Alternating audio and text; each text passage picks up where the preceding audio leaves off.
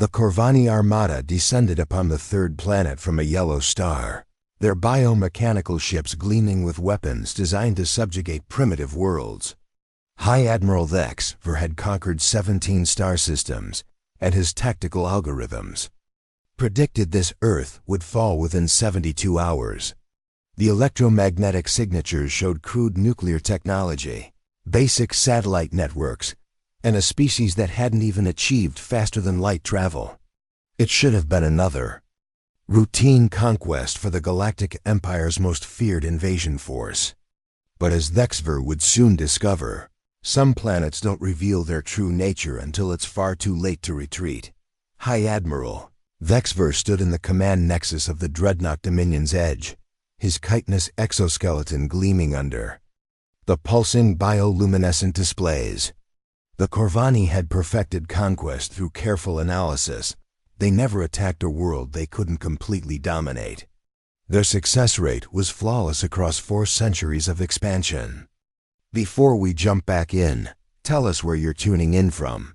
And if this story touches you, make sure you're subscribed, because tomorrow, I've saved something extra special for you.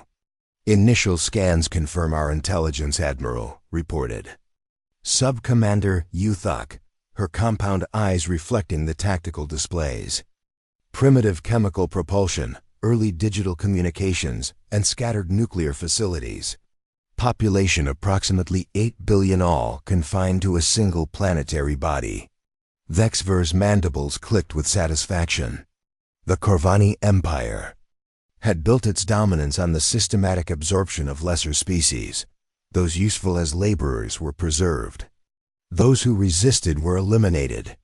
Earth's inhabitants, humans, according to their intercepted transmissions, appeared to be standard carbon-based bipeds with no extraordinary capabilities. Their military assessment? Thex'var inquired, reviewing the holographic displays showing Earth's continents. Fragmented into nearly 200 separate territorial units, Uthok continued. They engage in constant low-level conflicts using kinetic projectile weapons and chemical explosives. No unified planetary defense grid. No energy shields. Their most advanced weapons are fusion-based missiles with yields barely exceeding our personal armor ratings. Sub-Commander Thex'var approached from the biological warfare station, his sensor stalks twitching with excitement. Admiral, the atmospheric composition is perfect for our ground forces. Oxygen-nitrogen mixture will enhance our combat efficiency by 30%. Their gravity is only slightly above our homeworld standard. Thex'var examined the planetary rotation data. Defensive installations? Minimal, Thex'var replied. Primitive radar networks, basic missile silos scattered across their major landmasses. Nothing that could threaten our atmospheric penetration craft. Our shield matrices can deflect their crude projectiles indefinitely. The Admiral's thorax expanded with confidence. In 400 years of conquest, the Korvani had never encountered a species that progressed beyond basic spaceflight without developing energy weapons, planetary shields, or unified military command. These humans appeared to be particularly primitive, still dependent on burning fossil fuels and metal projectiles. Biological assessment complete, announced bioanalyst Vextil from her organic monitoring station. Standard mammalian physiology.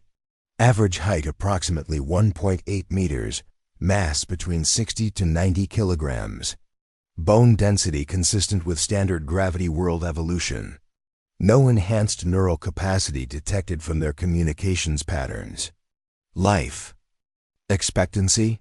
Thex'var asked. Approximately 70 standard cycles, Vextil replied. No evidence of genetic enhancement, cybernetic augmentation, or life extension technology. Purely biological reproduction cycle with extended juvenile development period, a significant weakness for military recruitment. The tactical computers processed thousands of intercepted human transmissions, analyzing their languages, cultural patterns, and technological capabilities. Everything confirmed the initial assessment. Earth was inhabited by a fragmented, primitive species that had barely begun to explore their own solar system. Communication intercepts reveal internal conflicts across their entire planet, Subcommander Yithuk reported. They expend enormous resources fighting amongst themselves rather than developing unified defense capabilities.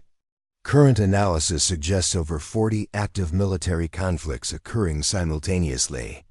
Thex'var's compound eyes gleamed. Divided species were always easier to conquer. The Korvani strategy was simple: eliminate leadership structures, disrupt communications, and force submission through overwhelming technological superiority.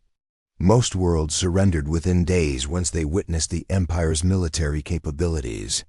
Cultural analysis. Vextil, the Admiral commanded. Highly individualistic, Admiral. They prioritize personal achievement over collective advancement. Their entertainment media glorifies violence, but their actual military forces show poor coordination between units. They appear to have difficulty cooperating, even within their own territorial groups. Bioanalyst Vextil continued reading from her organic displays. Their historical records show constant warfare among themselves, yet they've never developed beyond conventional explosive devices and projectile weapons. Most curious, they've had nuclear technology for over 70 cycles, but haven't weaponized it effectively. Population density. Thex'var asked, calculating ground force requirements. Heavily concentrated in large settlements they call cities, Zekmer responded. The largest contain over 20 million individuals. Perfect targets for our atmospheric bombardment protocols. Eliminate a few major population centers, and the remainder should surrender quickly. Thex'var reviewed the holographic tactical display showing Earth's major landmasses. The blue-green world hung in space like a ripe fruit waiting to be harvested. Its inhabitants had no idea that the Korvani Empire had been monitoring their electromagnetic emissions for over 2 standard years, cataloging every weakness and preparing the perfect conquest strategy. Fleet composition? The Admiral inquired. 12 dreadnoughts, 48 cruisers, and 200 atmospheric assault craft, Yithuk reported with pride. Sufficient to overwhelm any resistance they might attempt. Our smallest cruiser carries more firepower than their entire nuclear arsenal. Deployment timeline? 72 hours from orbital insertion to complete planetary submission, Zekmer confirmed. Standard protocol: demonstrate overwhelming force, eliminate leadership, secure population centers, begin integration procedures. Thex'var nodded approvingly. The Korvani had refined their conquest methodology across dozens of worlds. First came the intimidation displays, massive ships appearing in orbit, defensive installations destroyed with pinpoint accuracy. Then targeted strikes on military leadership and communication networks. Finally, ground forces secured major population centers, while broadcast drones delivered surrender ultimatums in the local languages. Most species submitted immediately upon witnessing Korvani technological superiority. The few that resisted were typically pacified within days through selective destruction of their largest cities. Earth's humans, being both primitive and disorganized, would likely surrender even faster than usual. Any anomalous readings? Thex'var asked, completing his final tactical review. None, Admiral. All 3 sub-commanders responded in unison. The holographic displays showed a peaceful, blue world spinning slowly beneath them. Primitive satellites orbited lazily, broadcasting simple digital signals. No energy shields, no warning systems, no defensive fleets scrambling to meet the threat. Just 8 billion unsuspecting inhabitants going about their daily lives, completely unaware that their planet had been selected for absorption into the Korvani Empire. Initiate descent protocols, Admiral Thex'var commanded. Begin with intimidation displays over their largest population centers. I want total surrender within 48 hours. As the massive biomechanical fleet began its descent toward Earth's Atmosphere. Thex'var felt the familiar satisfaction of another inevitable victory. In his 4-century career, he had never encountered a species that could resist Korvani superiority for more than a few days. He had no idea that he was about to make the greatest miscalculation in galactic history. The Korvani fleet entered Earth's outer atmosphere like a storm of living metal, their biomechanical hulls adapting to the planet's atmospheric composition. Admiral Thex'var watched with practiced satisfaction as his dreadnoughts took position over major population centers. The intimidation phase had begun exactly as planned.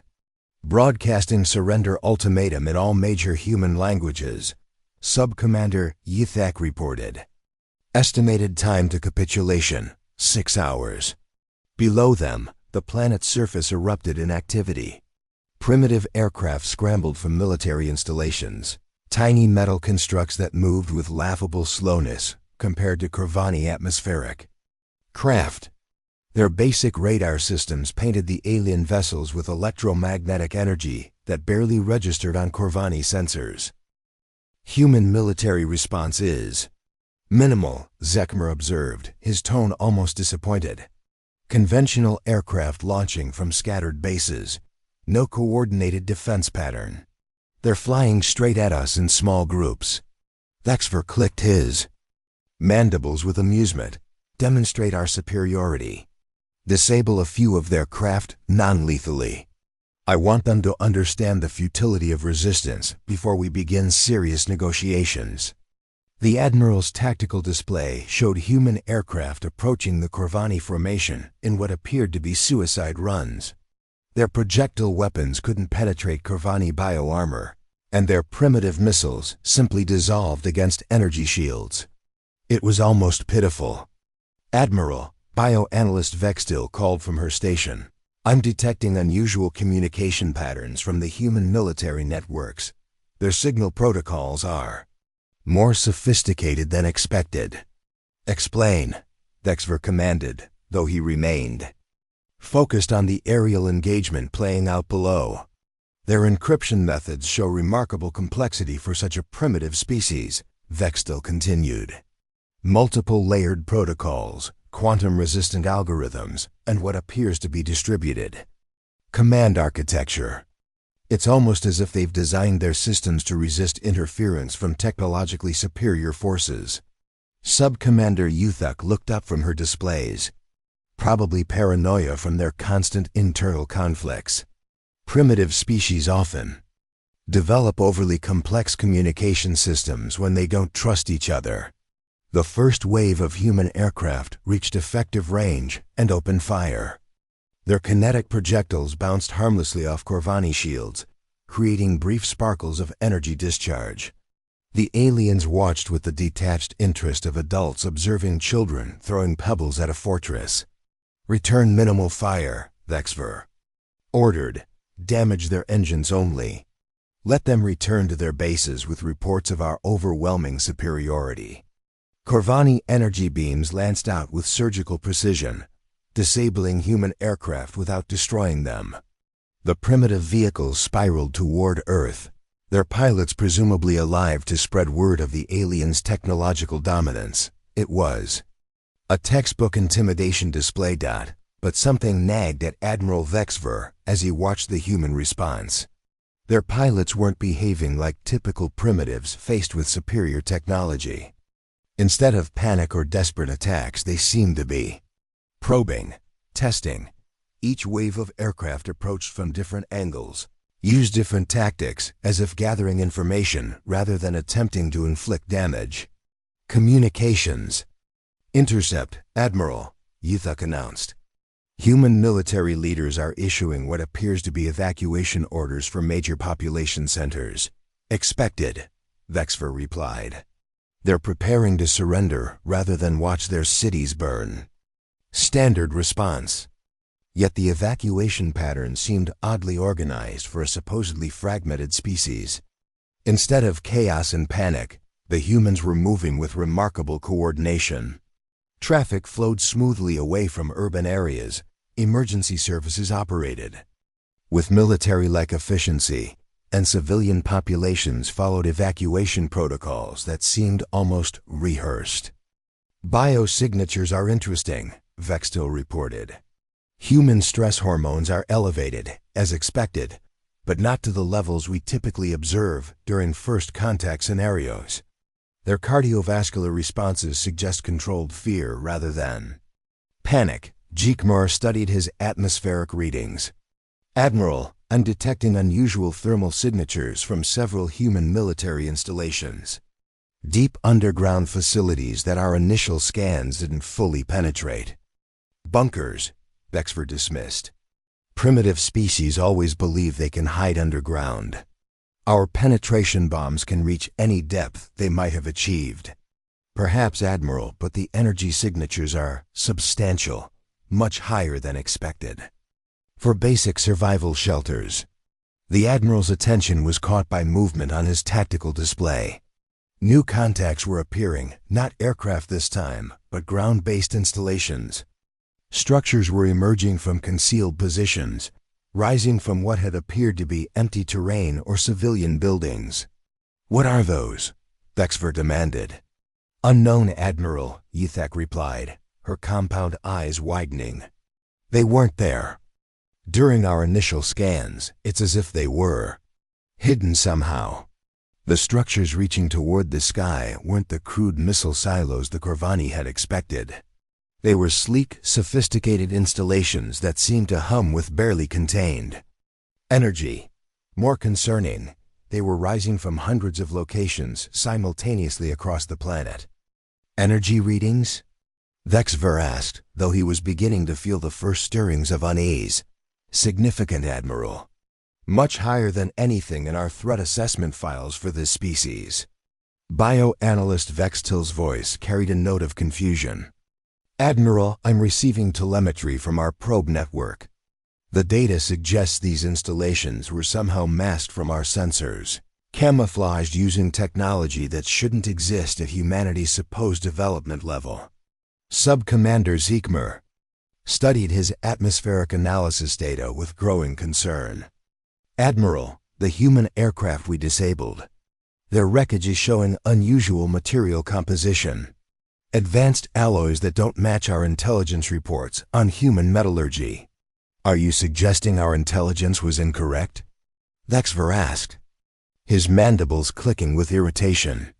I'm suggesting, Jeekmar replied carefully, that these humans may have been concealing their true capabilities. The tactical display showed more surprises. Electromagnetic signatures were spiking across the planet as the hidden installations came online. Human communications networks, instead of fragmenting under the stress of alien contact, seemed to be becoming more coordinated, more efficient. Admiral, Ythak reported, her voice carrying the first hint of alarm. I'm detecting massive power buildups from the human installations. Whatever they're planning to do, they're doing it simultaneously. Across the entire planet. Thex'var stared at the holographic display showing Earth's surface. The blue-green world that had seemed so peaceful and primitive just hours ago was now bristling with energy signatures that made no sense according to Korvani intelligence files. Communications from the human leadership? He asked. None, Admiral. Radio silence across all frequencies. That was wrong. Primitive species always tried to communicate during first contact, either to beg for mercy or attempt desperate negotiations. Silence suggested confidence. Silence suggested they were preparing something. Time to weapons range for the human installations? Thex'var demanded. Unknown, Admiral, Jeekmar admitted. We don't have sufficient data on their energy output capabilities to calculate effective range. Preparing and narrating this story took us a lot of time, so if you are enjoying it, subscribe to our channel, it means a lot to us. Now back to the story. For the first time in his 4th-century career, Admiral Thex'var felt uncertainty. The human response wasn't following any pattern from previous conquests. Where were the frantic surrender offers? The desperate attempts at communication? The evidence of technological inferiority that had been so obvious from space? Instead, Earth's surface was transforming before his eyes into something that looked disturbingly like a fortress. "Admiral," Thex'var announced, her bio-luminescent displays pulsing with alarm. "I'm detecting something else."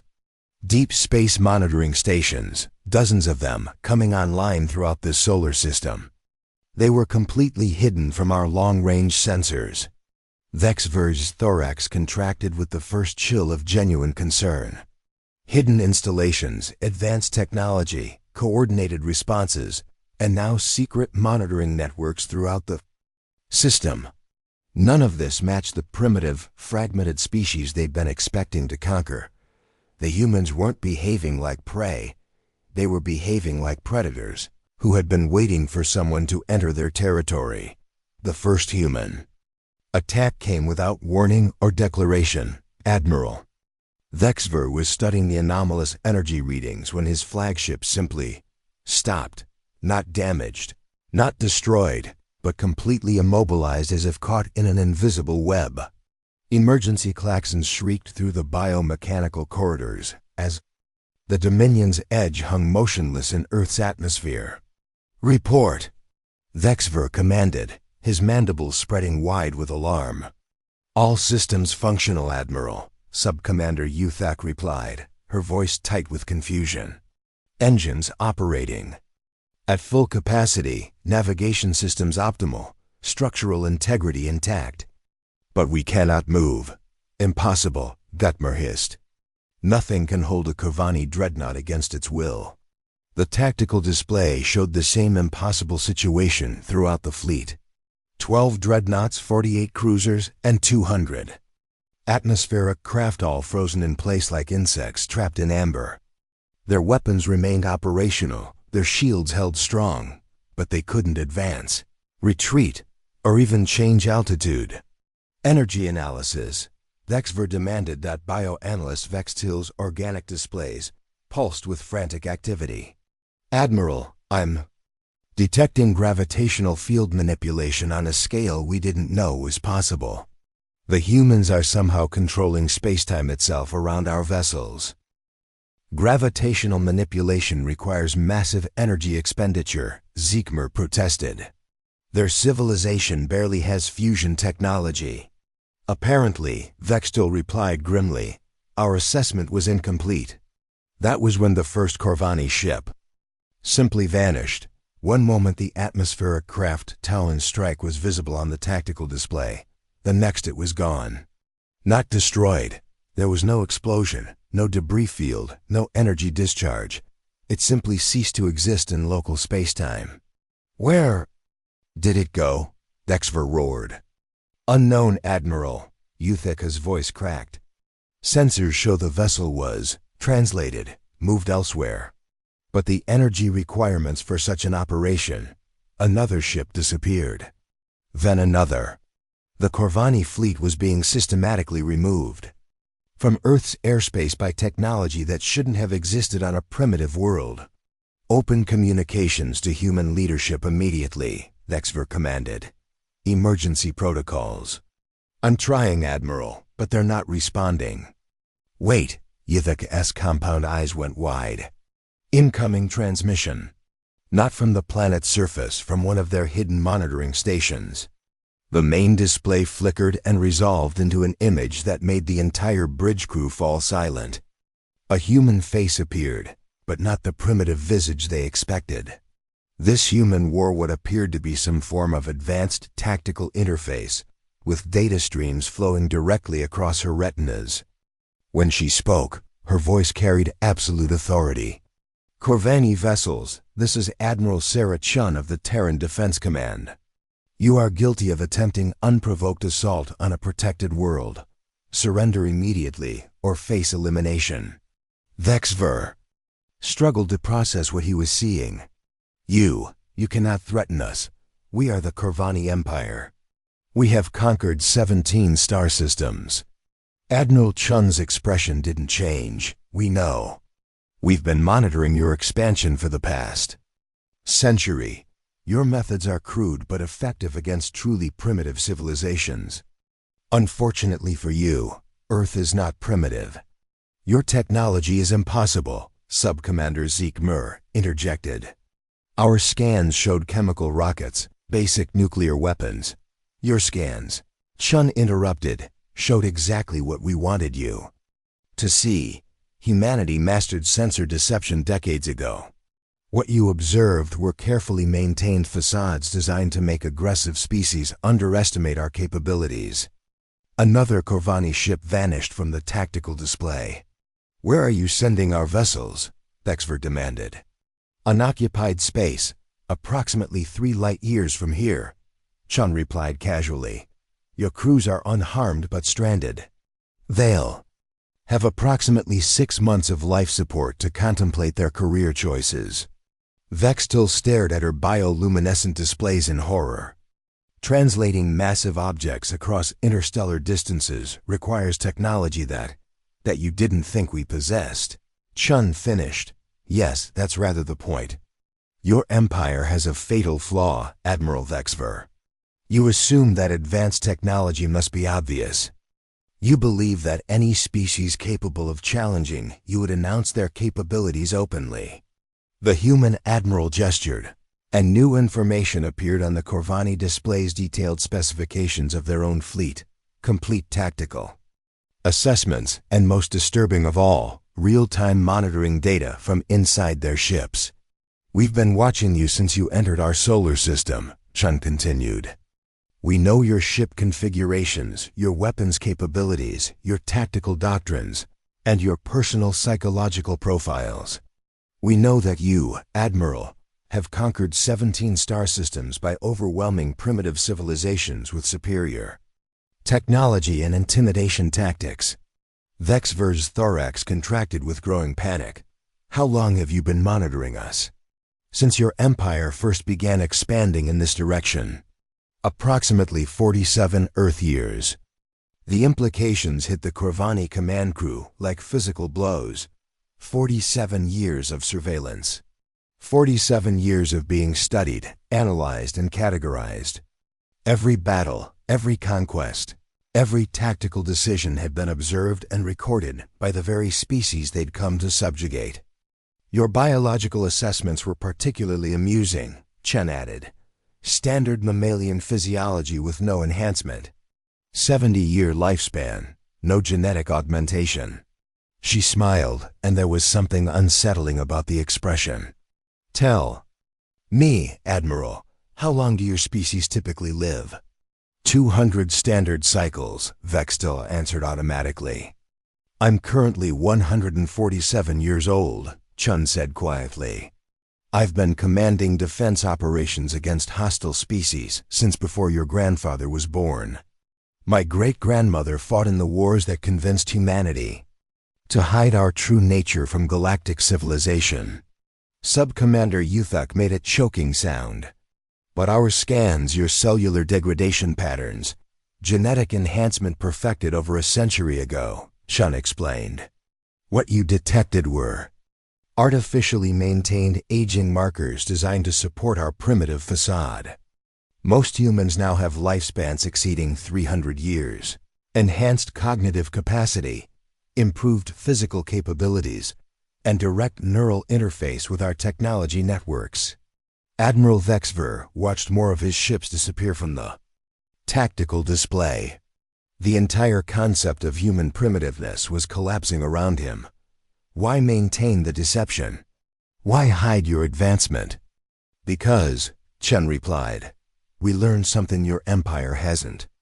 True strength isn't about conquering other species, it's about not needing to. Humanity explored the galaxy, encountered dozens of aggressive civilizations like yours, and decided.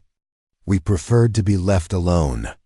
So you pretend to be weak, Thex'var said, beginning to understand. We let aggressive species see what they expect to see, Chun corrected. A fragmented primitive world that poses no threat.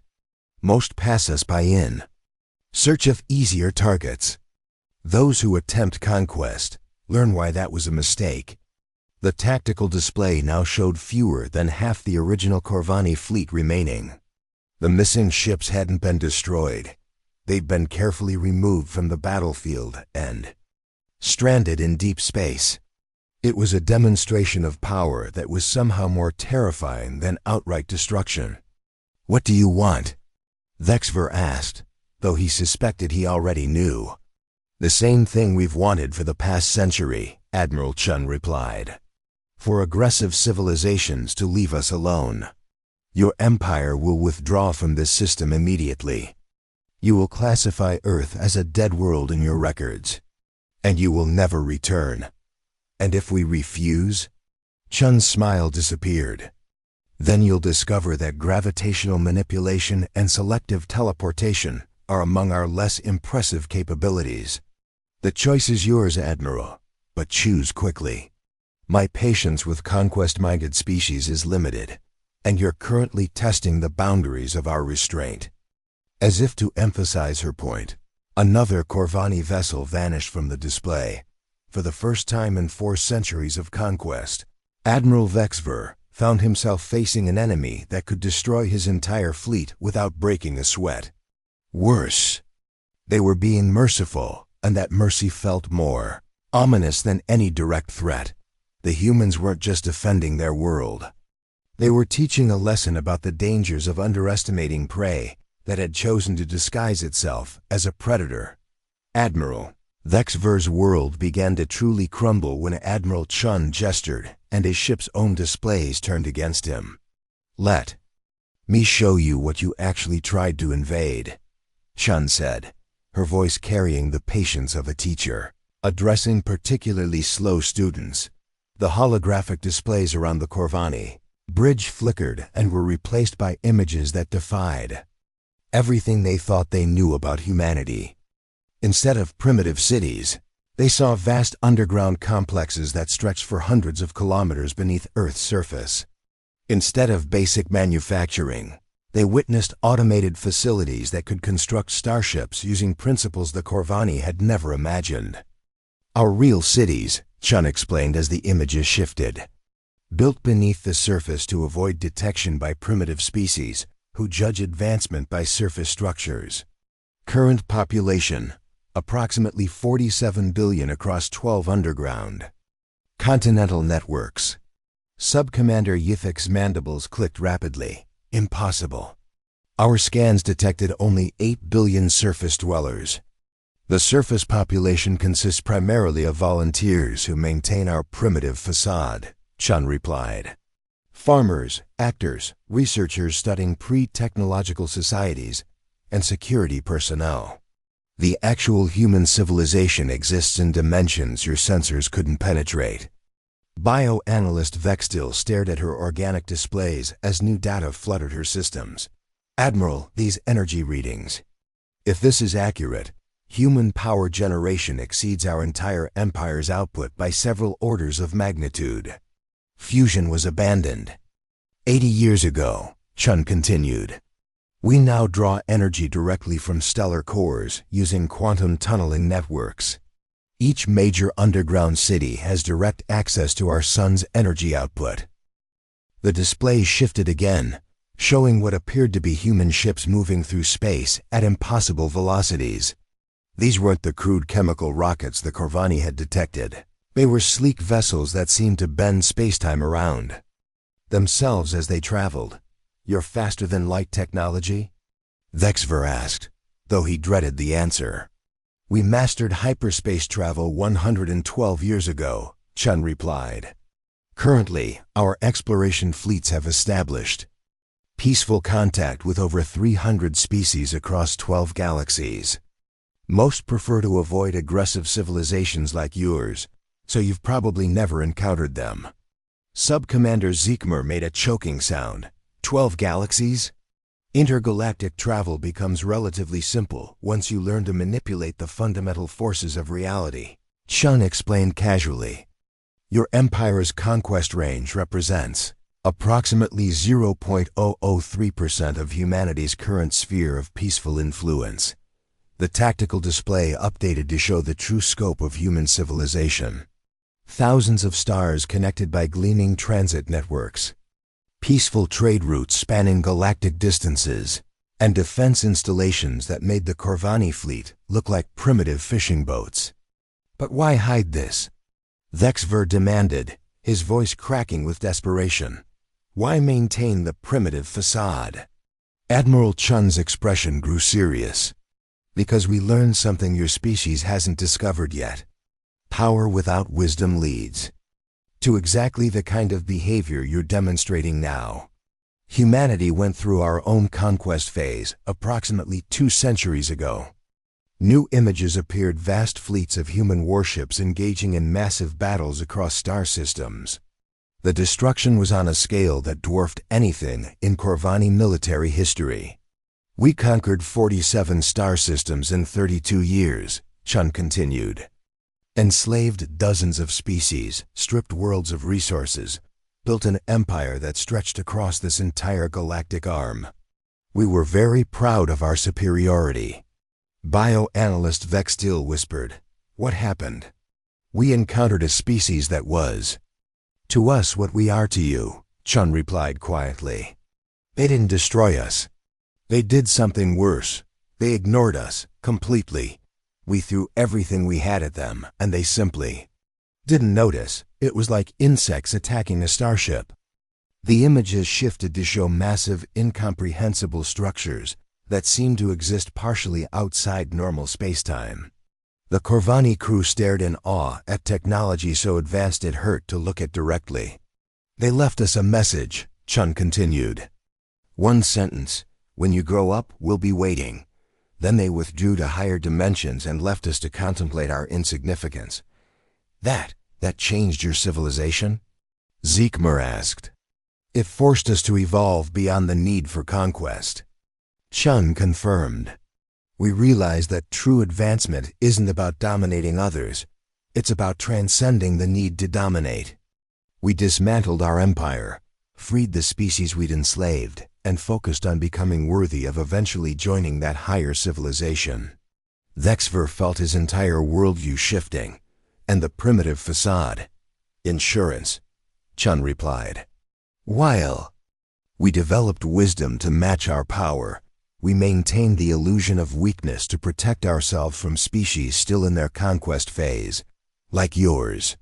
The displays now showed the truth about humanity's defensive capabilities. Orbital platforms that could manipulate gravity wells, quantum defense networks that existed in multiple dimensions simultaneously, and most disturbing of all, monitoring stations throughout Korvani space that had been observing their empire. For decades. You've been watching us the entire time, Thex'var realized.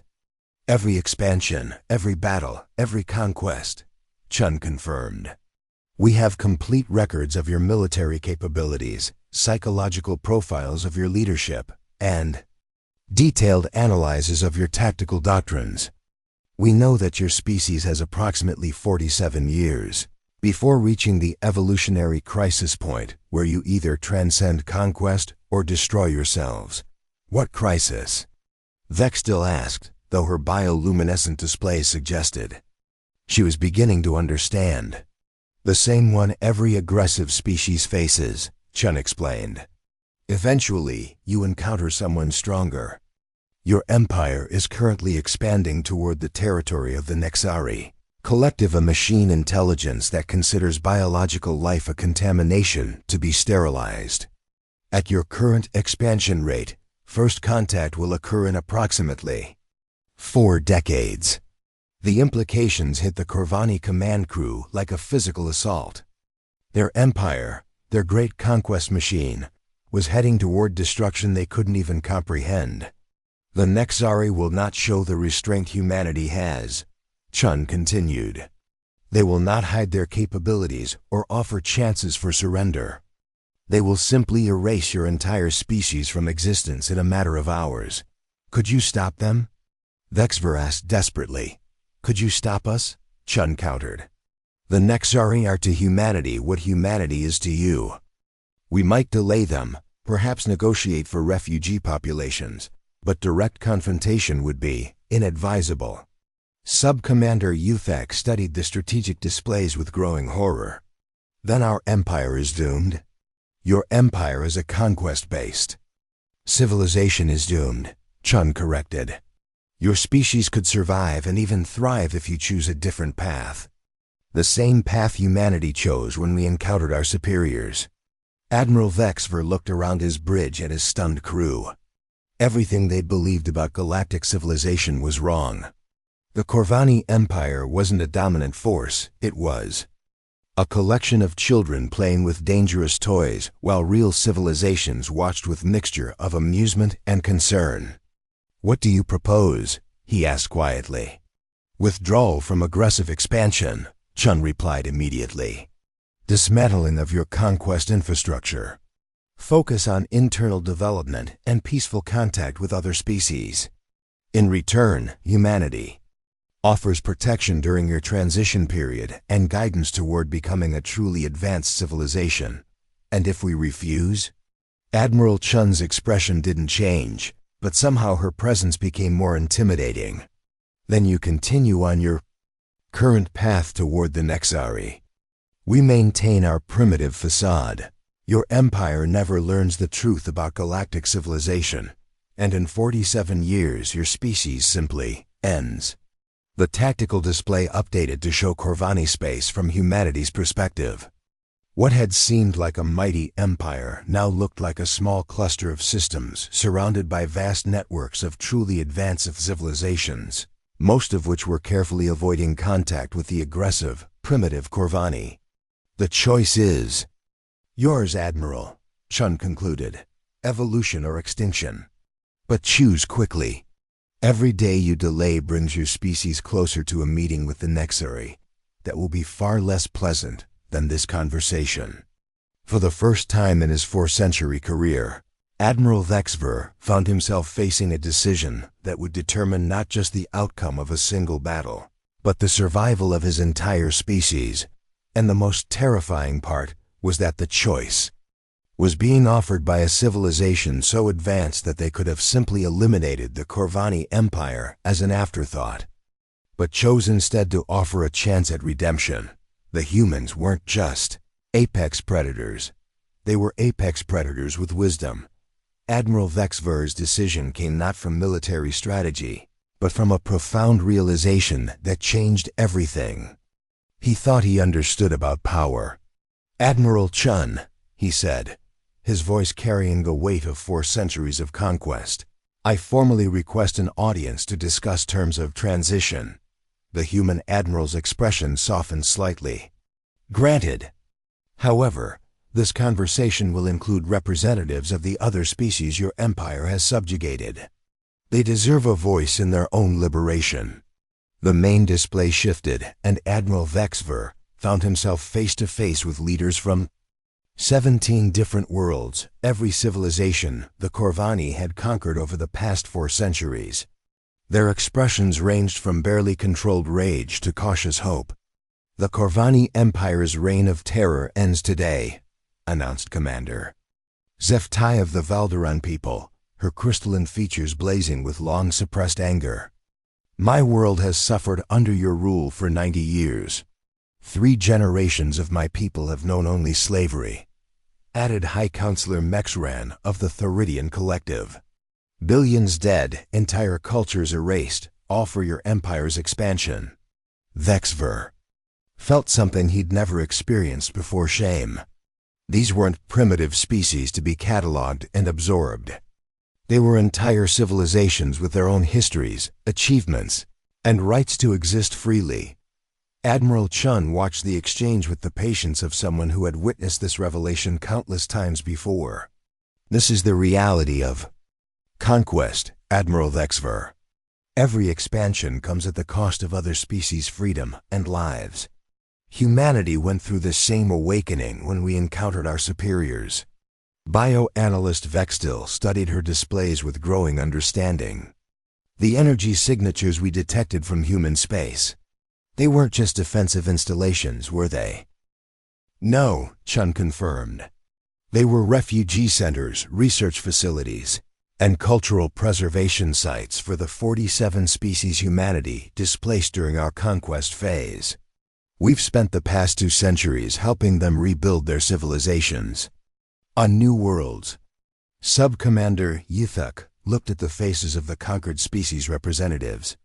What happens to our empire's structure, our colonies, our population? That depends on what your people choose, Chun replied. Forced evolution never works. Change must come from within, or it doesn't last. Admiral Thex'var found himself looking at the tactical display showing his remaining ships, less than a quarter of the original fleet hanging motionless in Earth's atmosphere. The demonstration of human power had been absolute, but it was the demonstration of human restraint that truly awed him. You could have destroyed us instantly, he realized aloud. Destroying an aggressive species solves nothing, Chun explained. It just creates a power vacuum for the next aggressive species to fill. Real change requires transformation, not elimination. Commander Zeftai leaned forward on the display. What guarantees do we have that the Korvani won't simply resume their expansion once they're free to leave this system? None, Chun admitted. Beyond the fact that continuing their current path leads inevitably to the Nexari. But more importantly, they now know they're being watched by civilizations that could stop them instantly if they choose aggression over evolution.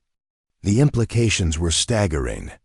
The galactic community wasn't a collection of primitive worlds waiting to be conquered.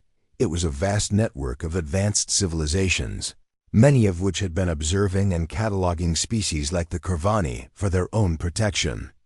How many species are watching us? Thex'var asked quietly. Currently? Approximately 47 different intelligence networks, Chun replied casually. Most are peaceful species that monitor aggressive civilizations as an early warning system. A few are less peaceful and consider conquest-minded species to be threats that need elimination. Sub-Commander Thex'var's compound eyes widened. We're surrounded, you always were, Chun confirmed. The galaxy is much more crowded and much more dangerous than your empire realized. Successful civilizations learn to be part of the community, rather than predators within it. Admiral Thex'var looked around his bridge at his crew. 4 centuries of conquest had brought them to this moment, facing the choice between evolution and extinction, with the realization that they'd never actually been the apex predators they believed themselves to be. What would you need from us? He asked. 3 things, Chun replied immediately. First, immediate cessation of all aggressive activities and withdrawal from conquered territories. Second, reparations and assistance in rebuilding the civilizations you've damaged. Third, genuine commitment to developing peaceful contact protocols with other species. And in return? Survival, Chun said simply. Protection during your transition period. Access to advanced technologies that don't require conquest to obtain. And eventual integration into the galactic community as equals rather than predators. High Counselor Mexran spoke up from the display. The Theridian Collective will require substantial reparations for our losses. Understood and accepted, Thex'var replied, surprising himself with how easily the words came. Our expansion was built on the suffering of others. That debt must be repaid. Bioanalyst Vextil looked up from her displays. Admiral, I'm detecting massive changes in our fleet status. Our ships are being modified somehow. Admiral Chun nodded. We're installing communication interfaces that will allow direct contact with the galactic community networks. Consider it a graduation gift. You'll need them to coordinate the transition process. The reality of their situation was becoming clear. The Korvani Empire as a conquest-based civilization was over. What emerged from this encounter would be something entirely different, hopefully something better. The other ships you relocated, Thex'var asked, our crews? Will be returned once they've been briefed on the new reality, Chun confirmed. Some may choose to remain in space rather than participate in the transition. That's their right, but they'll never be allowed to resume conquest activities. Sub-Commander Thex'var studied the communication interfaces being installed on their ships. How long do we have? As long as it takes, Chun replied. Humanity's transition took nearly 2 centuries. Some species adapt faster, others slower. The important thing is genuine commitment to change. Admiral Thex'var felt the weight of history settling on his chitinous shoulders. He was no longer just a military commander. He was potentially the leader who would guide his species through the most important transformation in their history. "Admiral Chun," he said formally, "on behalf of the Korvani Empire, I accept your terms. We choose evolution." The human admiral smiled, and for the first time, the expression seemed genuinely warm. "Welcome to the galactic community, Admiral Thex'var. The real one, where strength is measured by what you can build together, not what you can tear apart." As the modified Korvani ships began their journey home, Admiral Thex'var reflected on the profound lesson they'd learned. They had come to Earth expecting to find easy prey, and instead discovered that the most dangerous predators in the galaxy were the ones wise enough to hide their fangs. Humanity hadn't just defeated the Korvani Empire, they had offered it the chance to become something greater than a conquest machine. The choice between remaining predators destined for extinction or evolving into builders with unlimited potential. And in the end, that choice made all the difference between a civilization that consumes others and one that helps others grow. The Conquerors had come expecting easy prey. Instead, they found teachers who showed them how to stop being predators and start being partners in something far greater than any empire built on conquest could ever achieve. The real victory wasn't in Earth's superior technology or military power, it was in their wisdom to use that power to transform enemies into allies, creating a galaxy where cooperation replaced conquest and growth replaced destruction. That was the lesson of Up Next. You've got 2 more standout stories right on your screen. If this one hit the mark, you won't want to pass these up. Just click and check them out. And don't forget to subscribe and turn on the notification bell so you don't miss any upload from us.